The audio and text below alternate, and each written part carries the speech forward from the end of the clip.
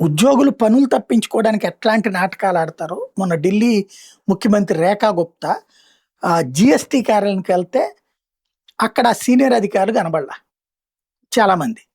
ఏప్రిల్లో వెళ్ళినటువంటి సందర్భంలో జరిగింది.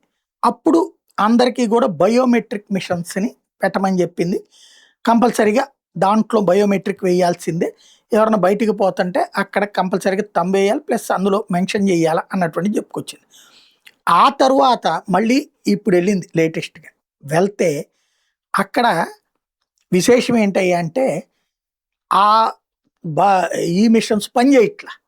ఎందుకంటే బయోమెట్రిక్ మిషన్లో నీళ్లు పడ్డాయి అని చెప్పారు.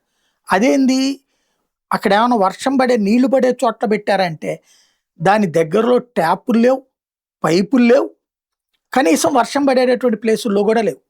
కానీ నీళ్లు పడ్డాయి అంటే నీళ్లు పోశారు. తద్వారా ఆ మిషన్స్ పని చేయకుండా చేసి మాన్యువల్గా సంతకం పెట్టేటటువంటి గేమే మళ్ళీ బిగిన్ చేశారు.